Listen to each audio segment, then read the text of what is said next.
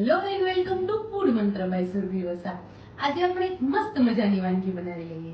આજે આપણે કેલ્શિયમ અને પ્રોટીનથી ભરપૂર એવું બાળકો માટેનો એક મસ્ત મજાનો નાસ્તો તૈયાર કરીશું. સ્કૂલ જે છે એ રીઓપન થઈ રહી છે, એટલે મમ્મીઓ માટે સૌથી મોટો જે પ્રશ્ન હોય એ છે નાસ્તો બાળકોને કયો આપવો. એક તો ઇન્સ્ટન્ટ હોવું જોઈએ અને બાળકોને ભાવે એવું હોવું જોઈએ. તો આજે આપણે એવા જ એક સરસ મજાનો એક નાસ્તો તૈયાર કરવાના છે, જેનો દેખાવ પણ બહુ સરસ હશે અને ટેસ્ટ તો એકદમ અફલાતું હશે.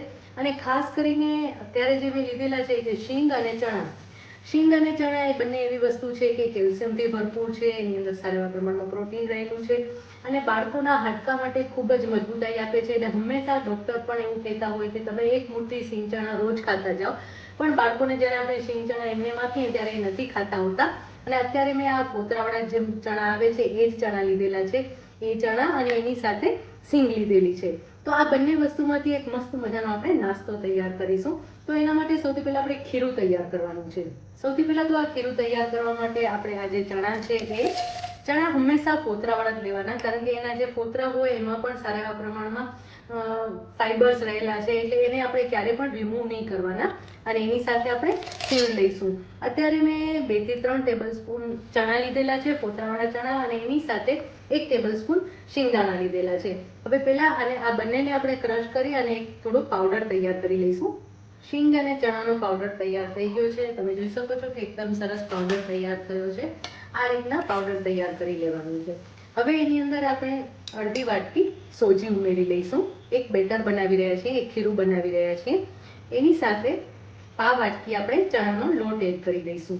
અડધો કપ જેટલી કોથમીર એડ કરી છે, એક લીલું મરચું એડ કરી દેવાનું છે.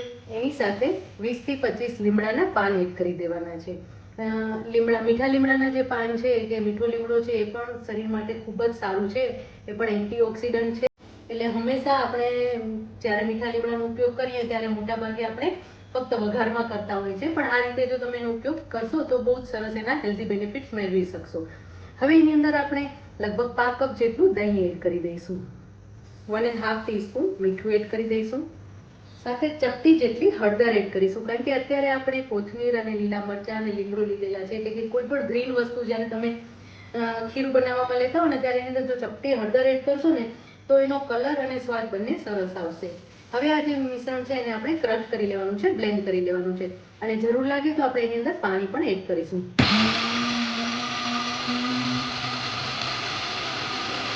ખીરું એકદમ સરસ તૈયાર થઈ ગયું છે. આપણે એને બાઉલમાં લઈ લઈશું. જો તમે જોઈ શકો છો કે એનો કલર કેટલો સરસ દેખાઈ રહ્યો છે, અને આવા જો અપમ તૈયાર થાય તો એનો સ્વાદ બહુ જ સરસ આવે અને કલર પણ બહુ જ સરસ આવશે. હવે આ જે ખીરું છે એમાંથી આપણે અપમ તૈયાર કરીશું, એટલે કે અપ્પે તૈયાર કરવાના છે. એના સિવાય તમે આની અંદરથી નાના નાના પેનકેક્સ પણ બનાવી શકશો, એ પણ બહુ જ સરસ લાગશે. તો અત્યારે આપણે અપમ તૈયાર કરી લેવાના છે. ખીરુંની કન્સિસ્ટન્સી આપણે ચેક કરી લઈશું. પહેલા તો ખીરું છે થોડું ઘટ્ટ છે, એટલે એની અંદર આપણે થોડું પાણી એડ કરીશું અને મિક્સ કરી લેવાનું છે. હજી થોડા પ્રમાણમાં આપણે પાણીની જરૂર પડશે. 5 કપ જેટલું મેં પાણી એડ કરી દીધું છે અને મિક્સ કરી લેવાનું છે. હવે જે ખીરું છે એની કન્સિસ્ટન્સી એકદમ સરસ આવી ગઈ છે. આ સ્ટેજ પર જો તમને એવું લાગે કે ખીરું વધારે ઢીલું થઈ ગયું છે, તો આની અંદર લગભગ 2 ચમચી જેટલી સોજી તમે એડ કરી દેશો ને તો વધારાનું પાણી એબ્સોર્બ કરી લેશે. હવે આ ખીરું જે છે એનો કલર તમને થોડો ગ્રીન તો છે જ, પણ એની સાથે સાથે થોડા બ્લેક ડોટ્સ પણ દેખાઈ રહ્યા છે, જે આપણે ચણાના ફોતરા આપણે ક્રશ કર્યા છે ને એનો કલર છે. પણ એનો કલર પણ સરસ લાગશે અને એનો સ્વાદ પણ બહુ જ સરસ લાગે છે. હવે આની અંદર આપણે 1 ટીસ્પૂન આપણે ફ્રૂટ સોલ્ટ એડ કરી દેવાનો છે અને મિક્સ કરી લઈશું પ્રોપરલી. ફ્રૂટ સોલ્ટ એડ કર્યા પછી હળવા હાથે મિક્સ કરવાનું છે. જો તમે જોઈ શકો છો કે એનો કલર અને ટેક્સચર બંને સરસ થઈ ગયા છે, એકદમ ચેન્જ થઈ ગયા છે. ખીરું એકદમ પરફેક્ટ તૈયાર થઈ ગયું છે. હવે એના અપમ તૈયાર કરી લઈશું. જો ખીરું આટલું ઘટ હોવું જોઈએ. તમે અહીંયા ઉપર દેખાય છે ને કે આવી રીતે આમ કરો તો જે થિકનેસ છે એ તમને દેખાઈ રહી છે, આવી રીતની કન્સિસ્ટન્સી એની હોવી જોઈએ. આવી રીતે એક અપમ પાત્ર લેવાનું છે અને એને ગ્રીસ કરી લેવાનું છે. તેલથી આપણે ગ્રીસ કરી લઈશું. હવે આપણે જે તૈયાર કરેલું ખીરું છે એક એક શેલમાં ભરી લેવાનું છે.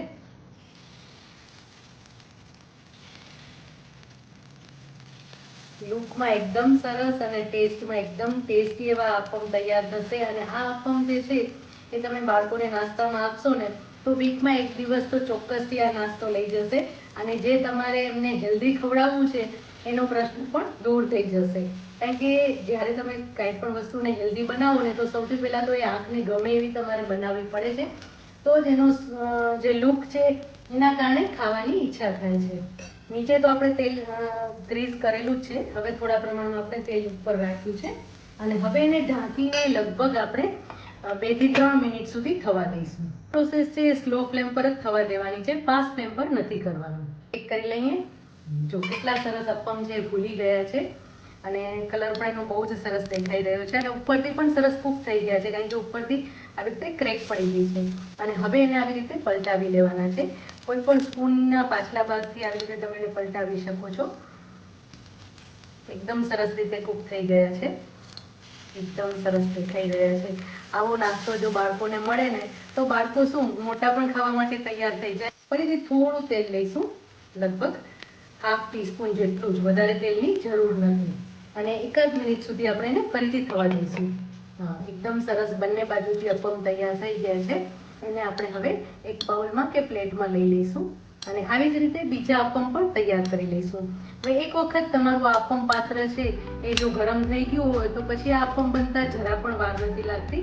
એકદમ ફટાફટ આ અપમ તૈયાર થઈ જાય છે.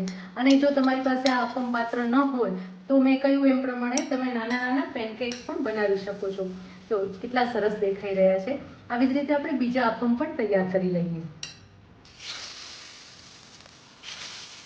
ચણાની સુગંધ એટલી સરસ આવી રહી છે ને કે આ અપમનો સ્વાદ એકદમ અલગ જ ખાવાનો છે. અને થોડી ડાયટ કરતા હોય ને એના માટે પણ આ અપમ એકદમ બેસ્ટ છે. તે પ્રોટીન અને કેલ્શિયમથી ભરપૂર છે અને લાઈટ છે. આમાં તેલ પણ બહુ વધારે પ્રમાણમાં નથી જોઈતો હતો, એટલે એકદમ હેલ્ધી અને ટેસ્ટી એવા આ નાસ્તો તૈયાર થઈ રહ્યો છે.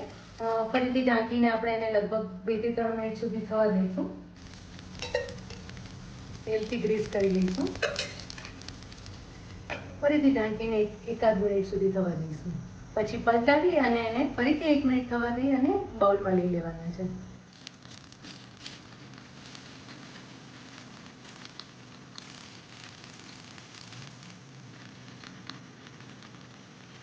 પલટાવીને ફરીથી ઢાંકીને થવા દઈશું. અપમ સરસ તૈયાર થઈ ગયા છે. એને આપણે બાઉલમાં લઈ લઈશું. મસ્ત મજાના અપમ તૈયાર છે. આપણે એને સર્વ કરી લઈએ.